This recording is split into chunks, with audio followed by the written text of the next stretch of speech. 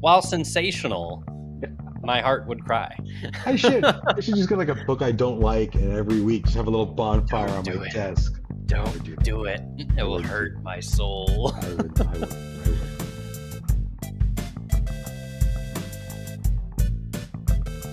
Hello, folks, and welcome to Author Adjacent, a show about the journey from hobbyist writer to professional author. I'm your host, Michael Vadney, and today I am sitting here with JCM Berne, author of the Hybrid Helix series, with the latest edition being Shield of the Mothership. Welcome to the show, Joe. Oh, that Thank you so much, Mike. Yeah, thank you so much for having me. It's a Of delight to course. be here. I was not prepared for the rhyme, and it definitely got me. I love those little cute little jokes. I planned that when I picked my name. No. Oh, good job. But we're going to be doing 2 episodes together. This first one's just going to be us shooting the shit, learning about like how your journey of an author came to be. And then come back next week, folks. We're going to have Joe back on as we talk about the challenges of writing a long-running series. So, tons of fun. Which there are many. Yes. Oh, of course. But the first thing I wanted to ask is really the first thing that I always like to ask is, how did you get to where you are today? Like, what brought you to this point in your writing journey? So I was always, I guess, a story lover. Like since I was a kid, I was like, the typical. I was, probably had whatever awkward kid stuff I had, and then what's cooler than reading about Conan the Barbarian, who is never awkward talking to a woman or never gets bullied by the kids at school and conveniently chops the head off the people who annoy him. And that just sounds so fantastic when you're 8. Maybe I shouldn't have been reading Conan when I was 8, but maybe 11. I don't know, something like that. So I got into stories, and then I got into comic books, and like the typical sort of geek path for my age group, which is not the same as yours, right? I mean, like we didn't have the internet, we had to do things a little differently, but it was not completely different.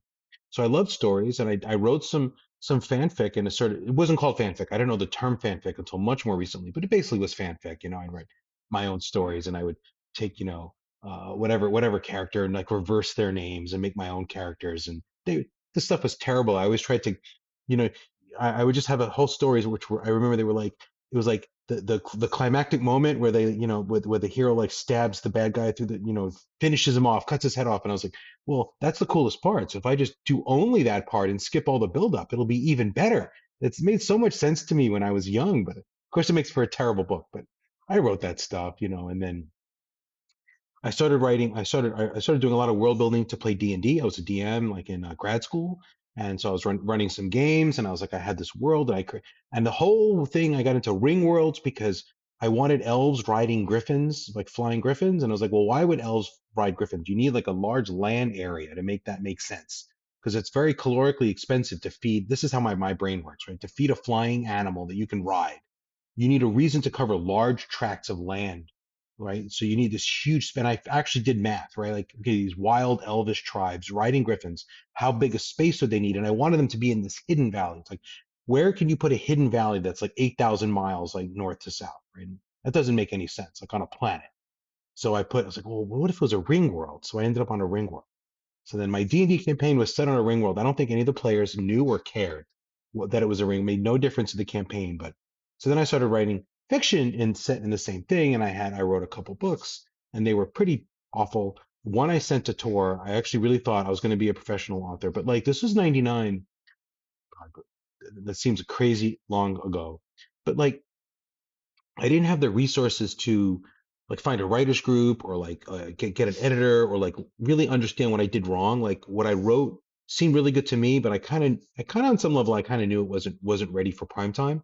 Um, so I just kind of gave up because there was no internet, right? That this whole like Brandon Sanderson's YouTube lectures that didn't exist. So then I tried again in 2006 because I had some free time. It's always about when I have some time, like on the side. Like I was working part time in '99. I was working for UPS loading trucks, so I had a couple hours a day to write. Wasn't a problem.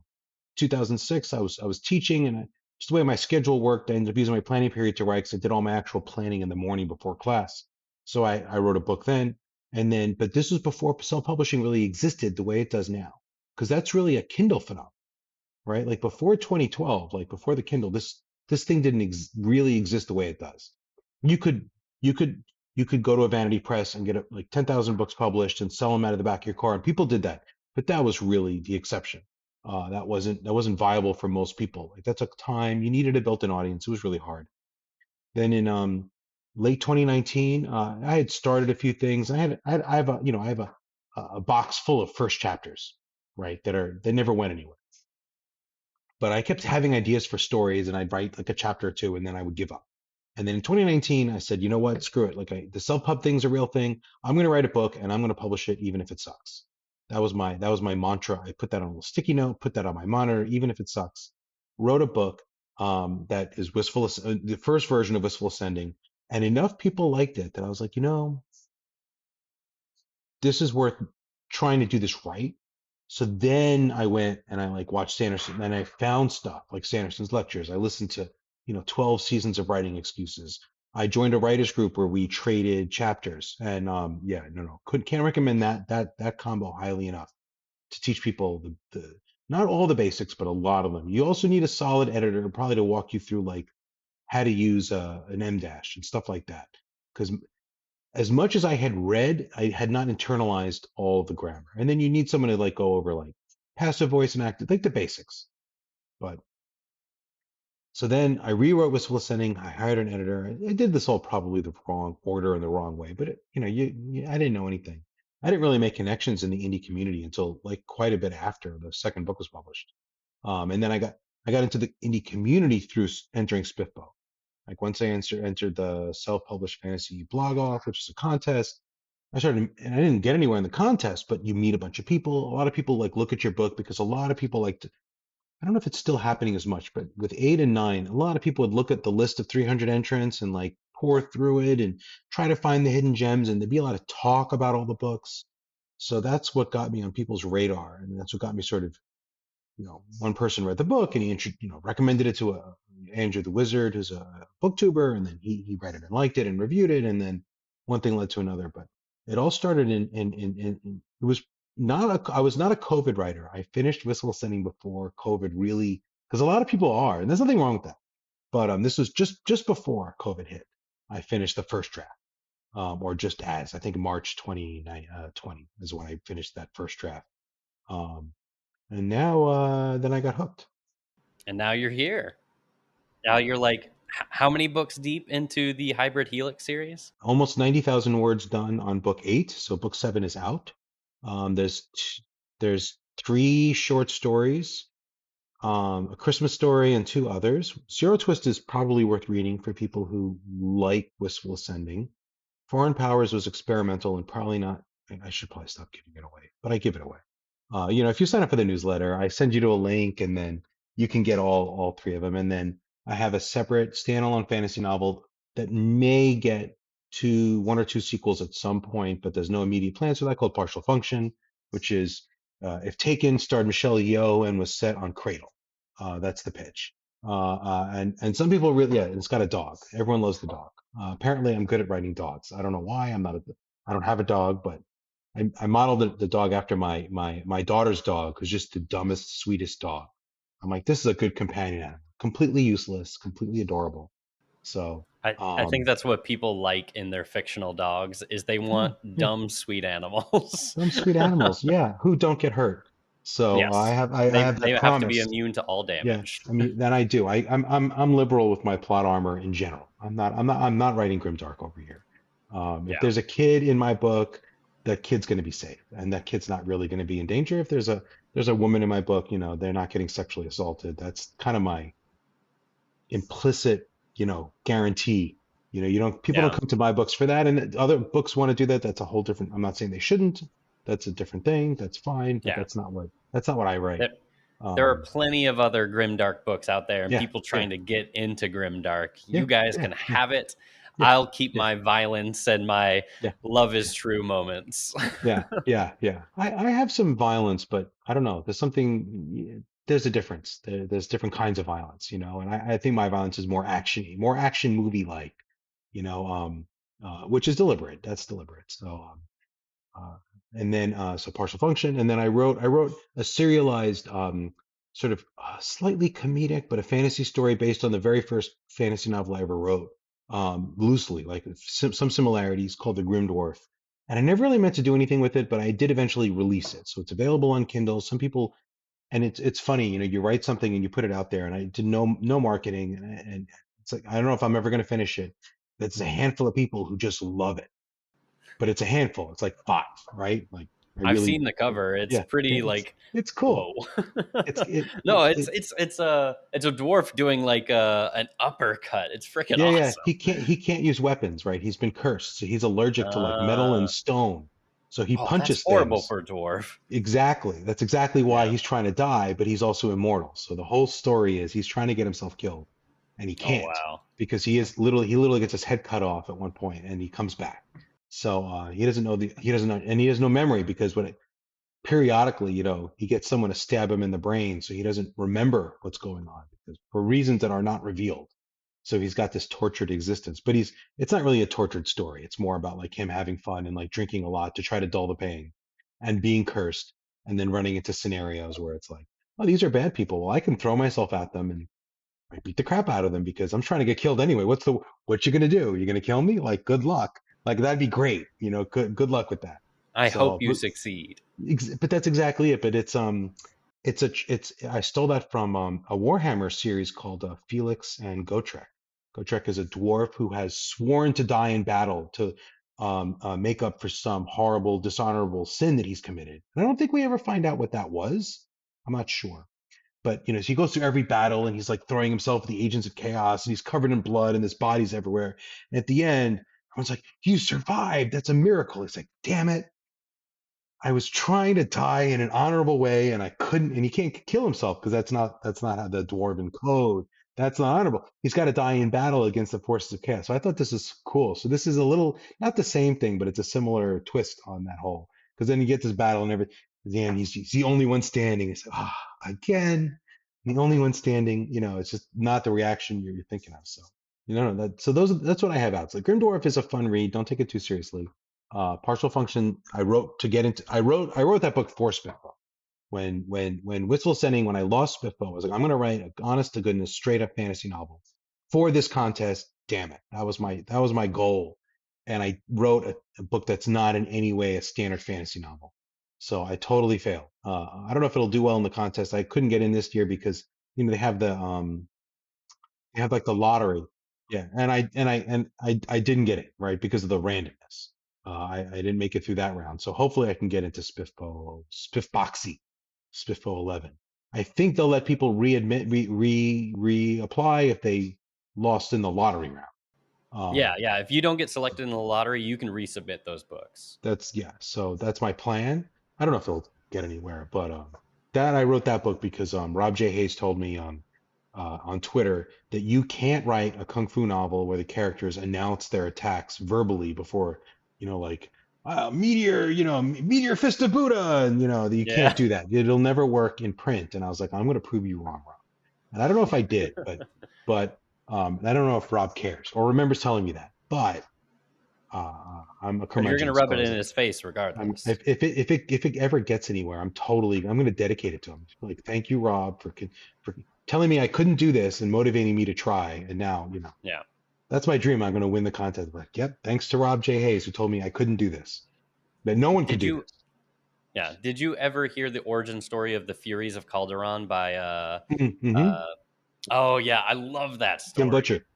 Yeah, Jim Yep, Butcher. Oh yep, my god. yep. It just started from an Pokemon and the internet Lost argument. Foreign Legion, right? Or Yes. no, the Lost Roman Legion, not Foreign Legion. Yes. Yep, Oh my yep, god. So I yep. read that whole series not knowing that Yeah, origin. yeah. Me too. And then I Me too. heard that origin. I Yeah, was like, that is so spot on. That's right, exactly what I right. just read. Oh Jim's a yeah. very Uh, Jim's very funny. He's kind of he's the person who I probably in a literary way aspire to the most. Feel like my writing is not exactly, but the most similar to the structure, the tone, everything is most similar to the Dresden Files than any other. Like I love Malazan.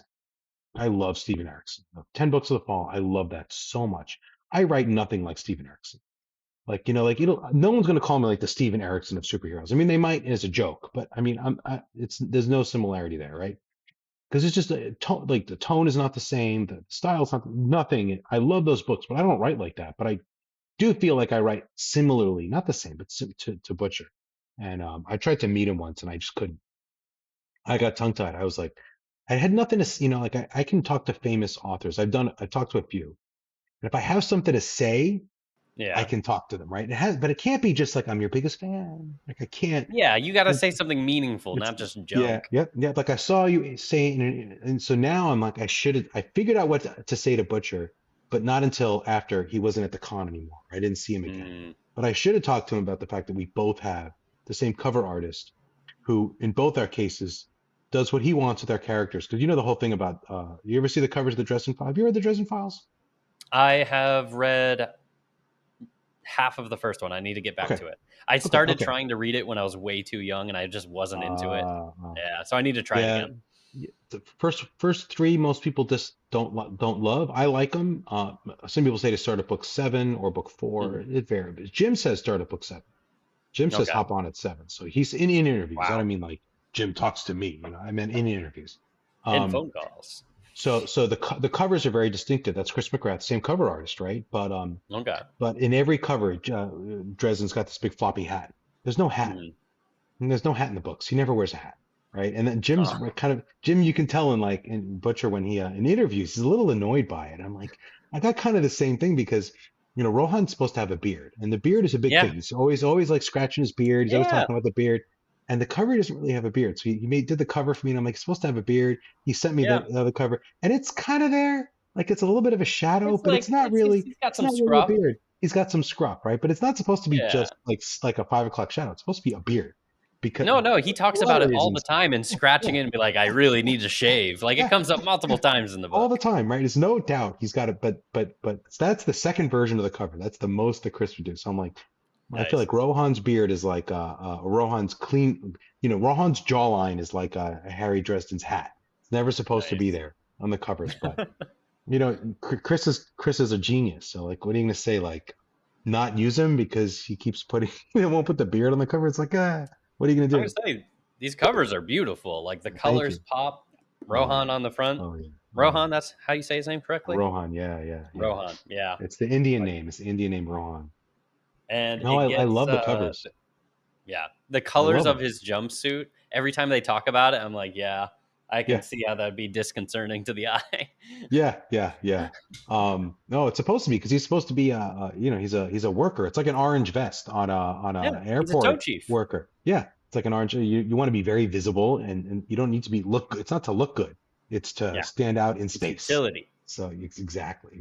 So that was always No, that the makes plan with sense. that. Yeah, yeah. So Um, you mentioned like honestly a lot of great things in explaining like how you got to where you are yeah, today. One I just wanted to mention like the landscape of publishing between the 90s and now is just radically different. Like even just completely. 10 years ago from now, it is just wild how accessible it all is now. Yeah. It was starting. Yeah, even 10 years ago, it was much easier. Amazon hadn't figured out how to milk the indie authors for every dime, the way they do now. They didn't have the algorithm tweaked. You didn't have.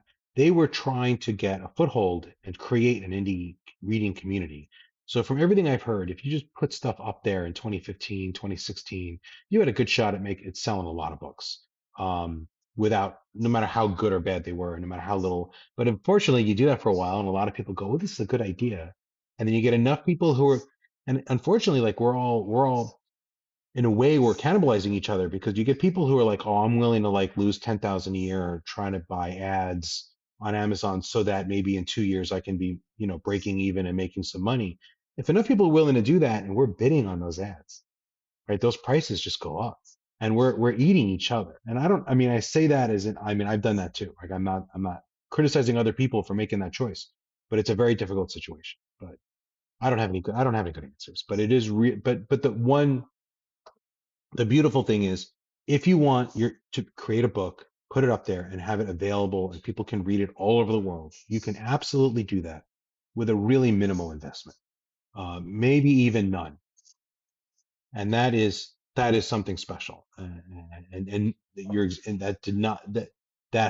that is 13 years old, 14, something like that. I think Kindle is 2012. Don't hold me to that, but it wasn't earlier. Like it wasn't when I was a kid. When I was a kid, this was not possible. Like you were never going to be even accessible to an audience. So it's really cool.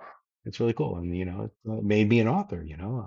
I can't imagine any scenario in which the hybrid helix would have been picked up by a real publisher, trade publisher. Like it's not the kind of thing that you're looking to like a long series about a superhero. Come on, like that's just no one's looking for that. I mean, I could have in theoretically like built a career on other stuff, and gotten there after many other successful. If I could have written other successful books, but never as a sort of debut. That would never have happened. So it's good. Yeah, it's pretty wild the disparity between like indie and traditional and like what people really want in those two spaces.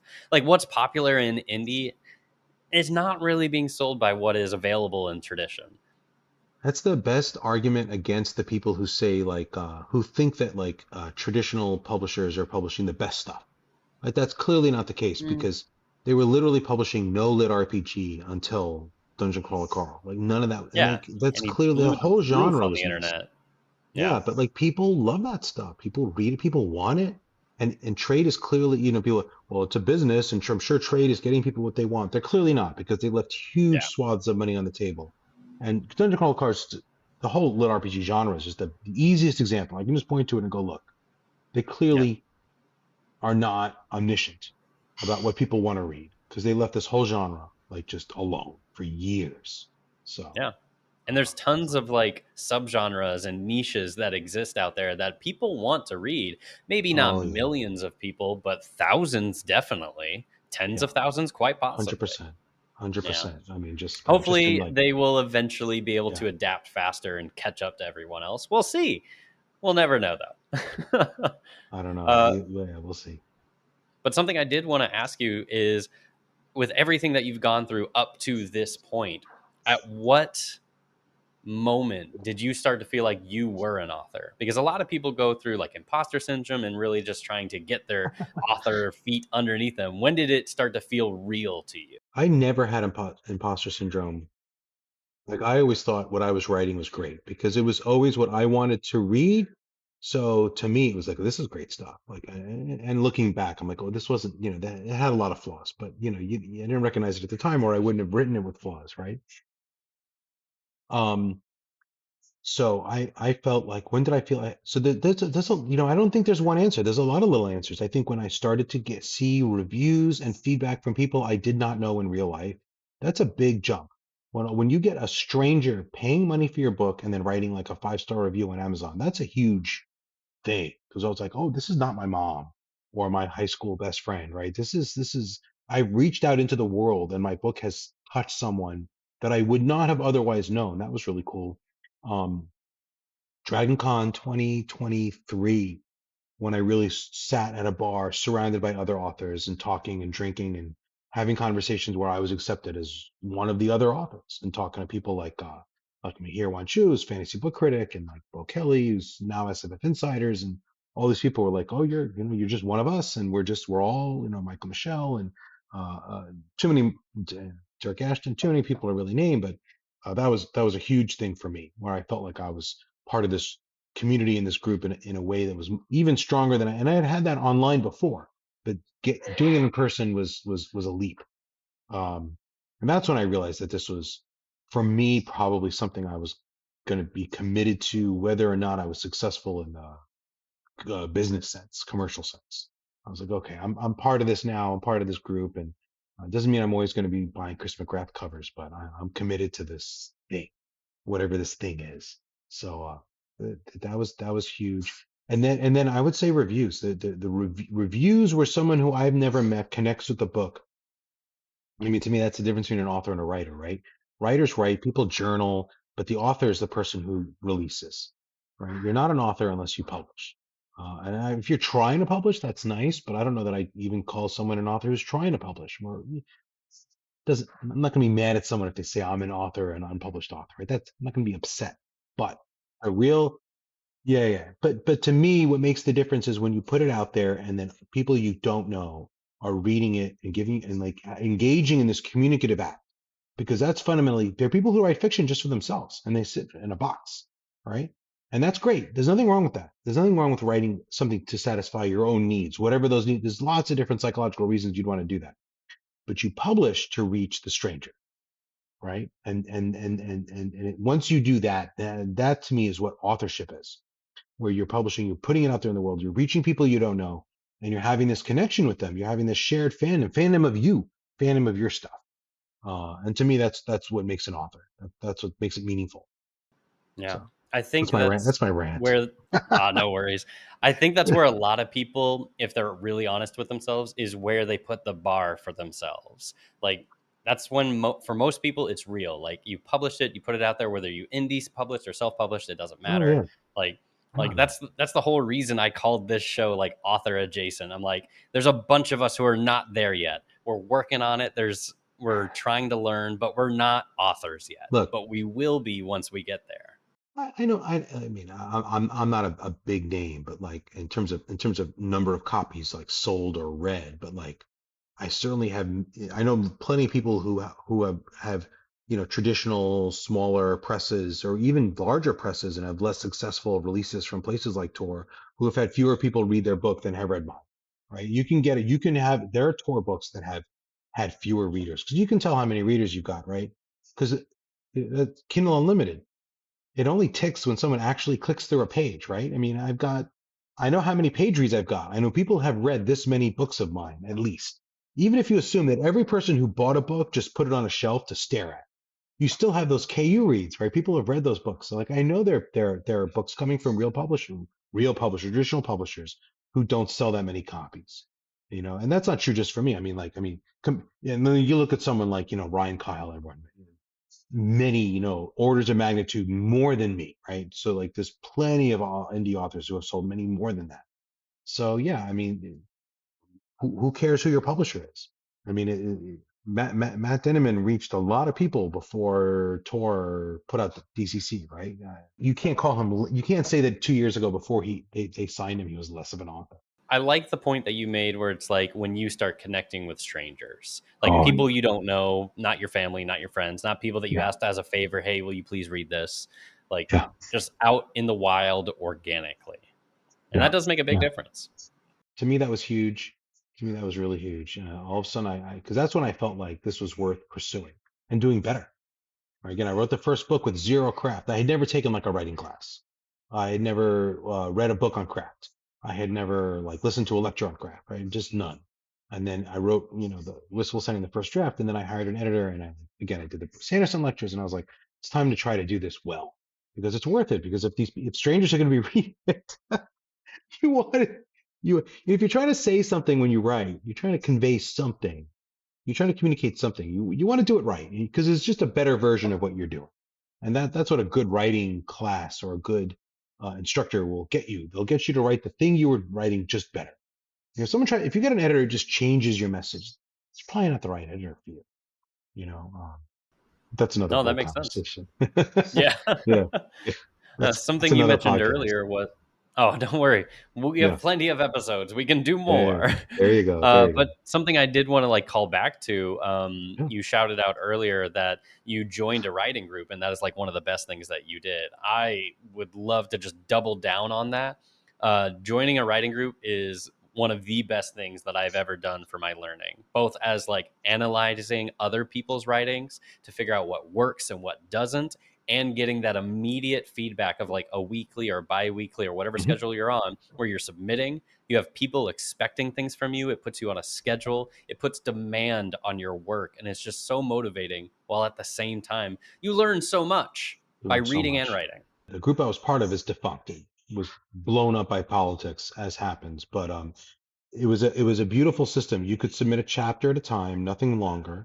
And because that's the thing, I tell people, if you want strangers to read and evaluate your work, do not ask them to read your 400,000 word fantasy manuscript because no one loves you enough to do that, to do a good job, right? People are going to read your stuff, they're going to correct 3 to 5 things, and they're going to give up. So it doesn't make sense to give them 400,000 words. Give them 3,000 words. Give them 2,500 words. So in this thing, you had to critique 2 other people's chapters before you could put your chapter in the critique channel. And then people would critique yours. It was all on Google Docs through comments. And comments are super useful because someone might say, this character, like this sentence is like too weak. And then 2 other people might say, actually, I thought it was fine.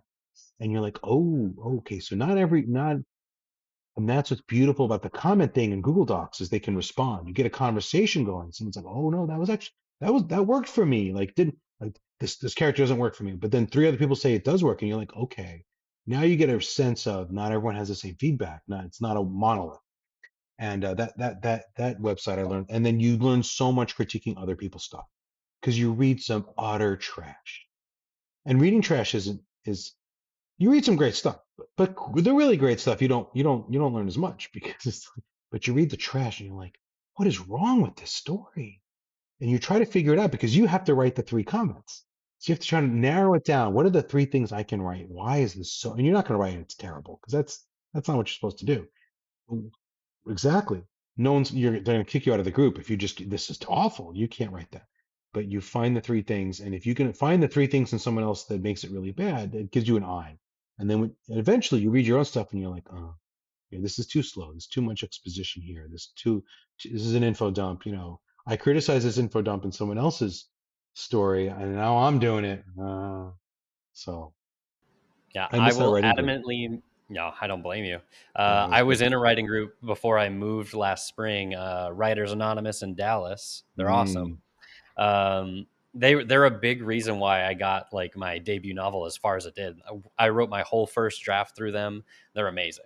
Um, yeah, but since moving, I haven't picked up a new group yet. I'm still in the middle of like editing, so I haven't quite gotten to that stage. But I encourage yeah. anyone and everyone to join one. They're so useful. And you And can do it online. yeah, It can be like yeah, mine was a Discord. We never met. Half of them were in I was very other. fortunate. Yeah, no, that sounds great, but like you Mhm. don't have It's to not limit your. required. It's not required. Like for the one I was in, we never even really were live with each other, right? They Mhm. had a couple of them were in Australia. Oh I wow, remember, and like the time zone that just makes things very difficult. And nothing wrong with yeah, Australia, but yeah, no, it was incredibly valuable. Yeah, yeah. totally agree. And I always just maintain that reading is the second best way to learn to write. Writing being the first, but Mm. like reading other things and figuring out why is it good, why is it bad, why don't I like it, why do I like it, really transfers well to what you're doing.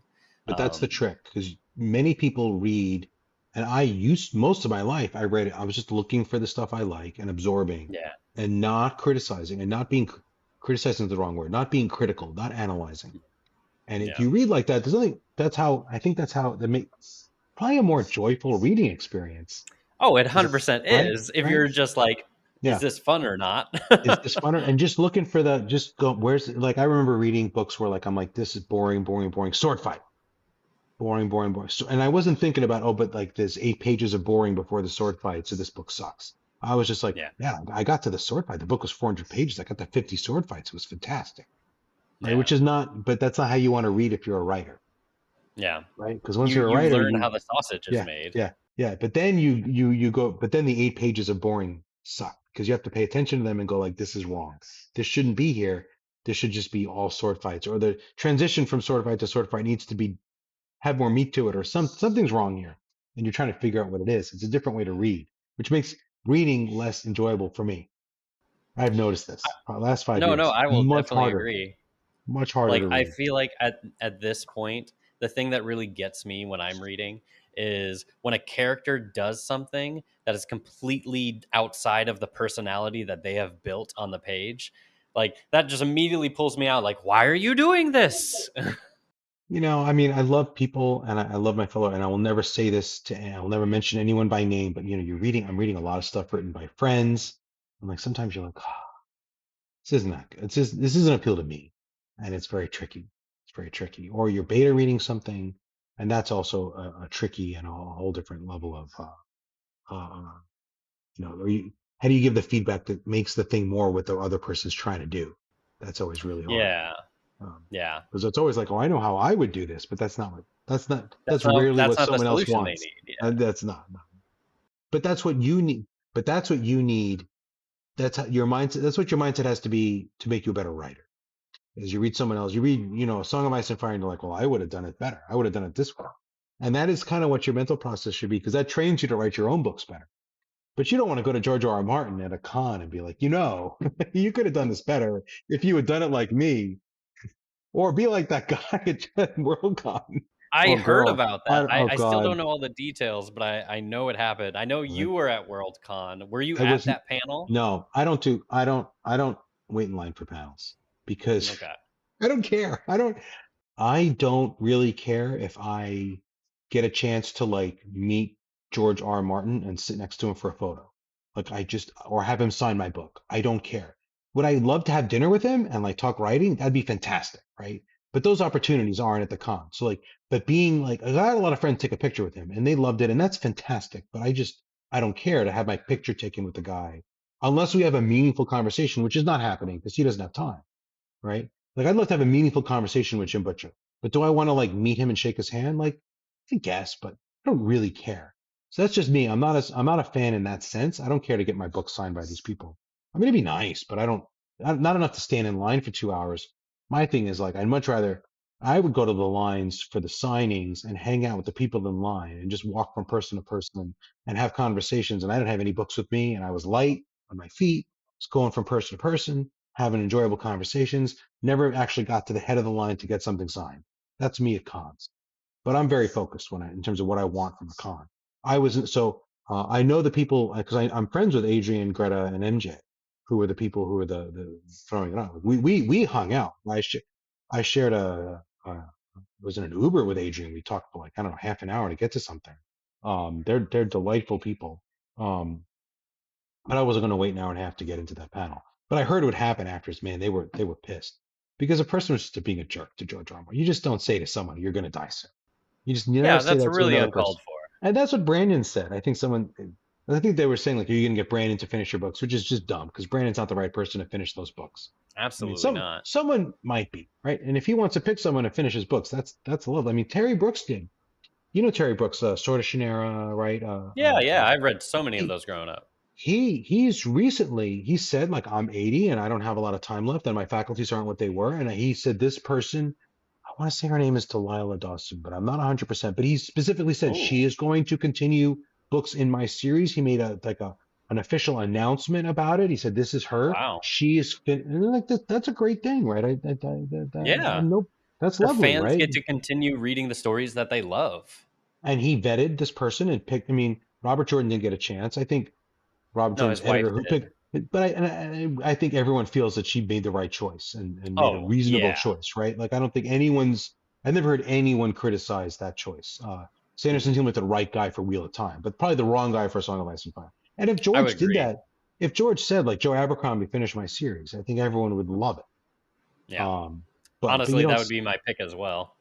Oh, I just pulled that out of my ass. I don't know.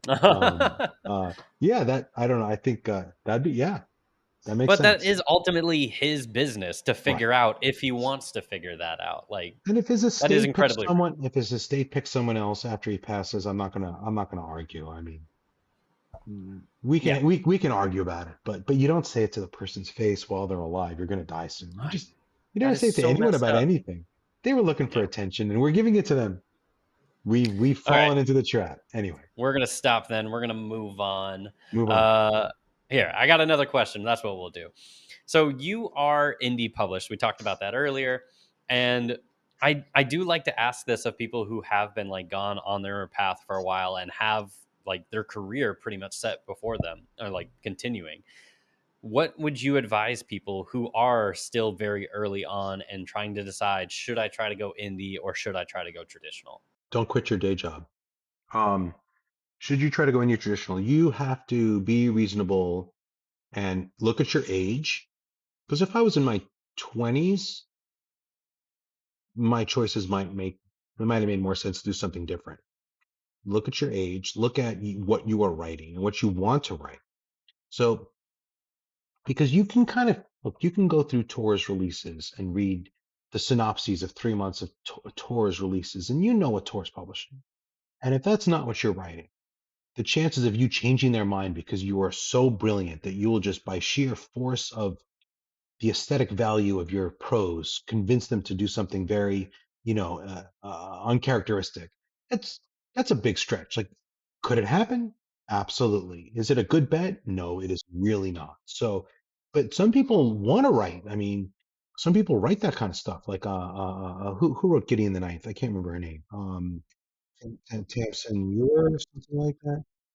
Okay, so Gideon the Ninth, right? She wrote the kind of thing where you just read the synopsis and you can just tell this is the kind of thing that trade is looking for. And I love it. I'm not, this is not a criticism, right? I love that book.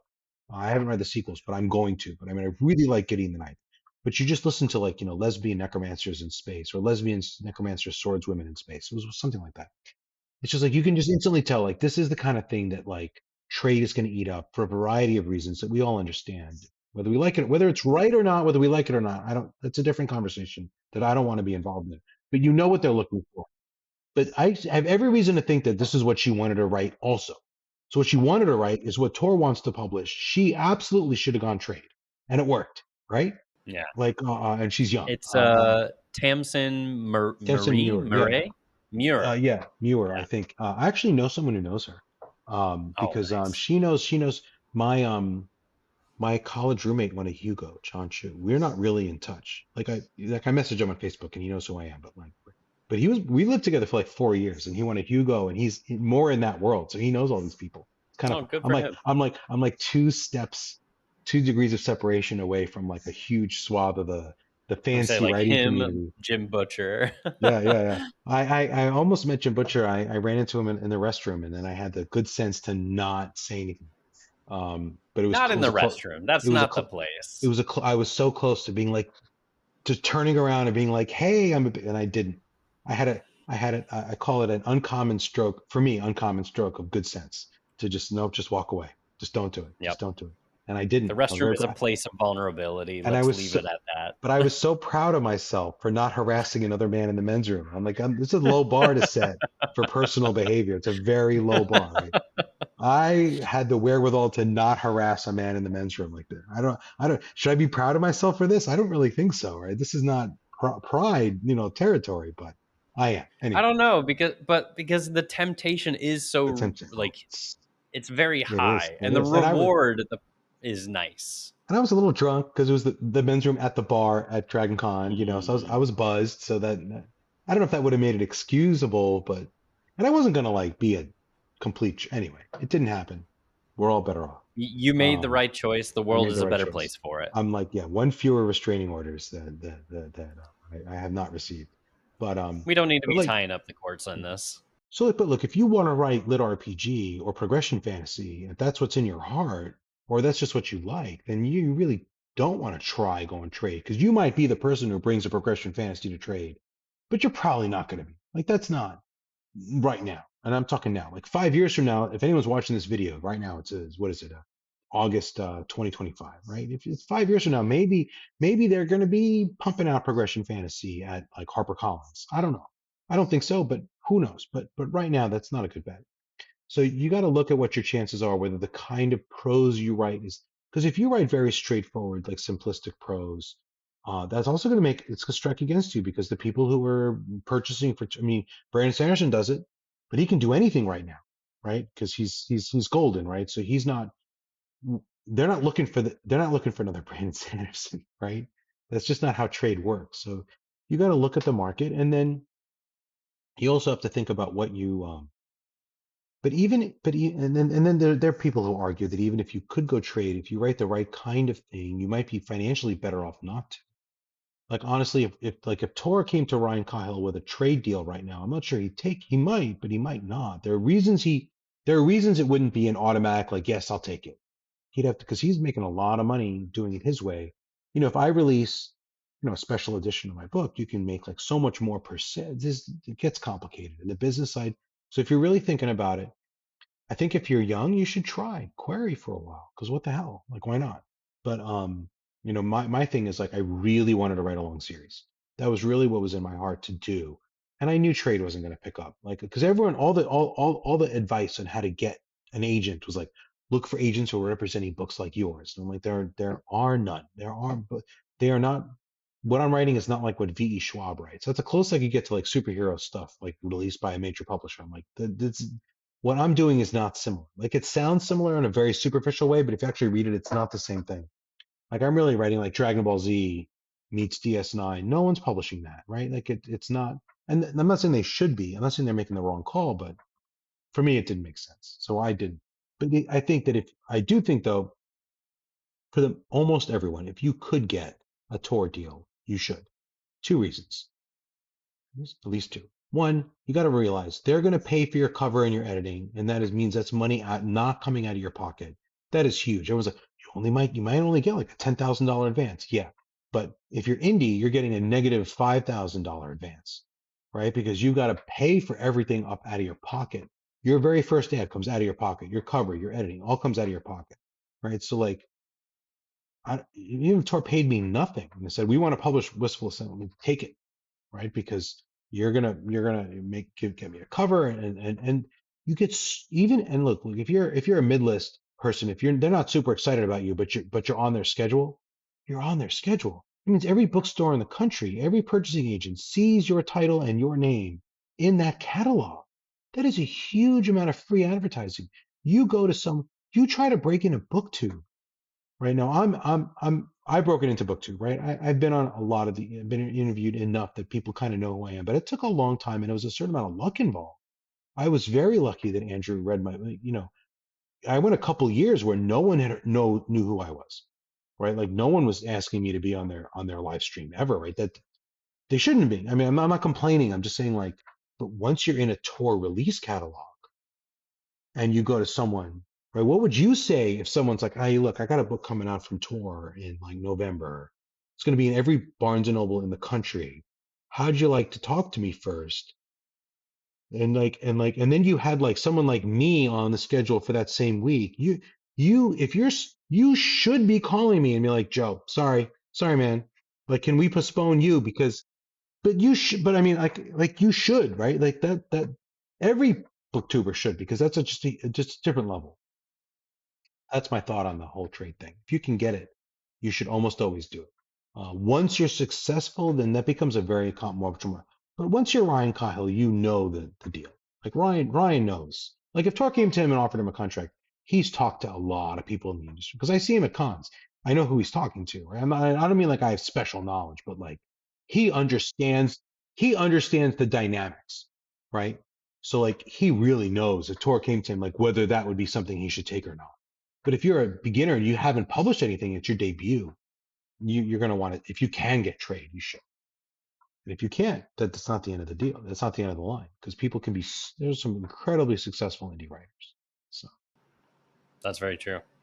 And I think that's a great spot to be wrapping up this episode, there you actually. go. Joe, can you please tell the people where can they find you? Where can they find your Oh, books? yeah. You can find me, JCM Berne. It's Berne, like the capital of Switzerland. And that's my actual name. So that's how I picked it. I was born that way. You can find me on Amazon or anywhere books are sold, as long as they are also Amazon, because I'm only on Amazon. And I have a website. It's jcmberne.com, and I'm on Twitter as Joe Byrne one, the number one. I'm on Twitter way too much. I'm on Blue Sky on JCM Berne. I have a YouTube channel where I occasionally release videos, very infrequently, where I yell at clouds about books. And I have a little show called Book Burning, where I promise to never actually burn a book.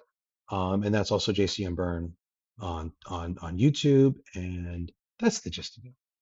So Yeah, I really appreciate you not burning books, by the way, on YouTube. That would be, while sensational, my heart would cry.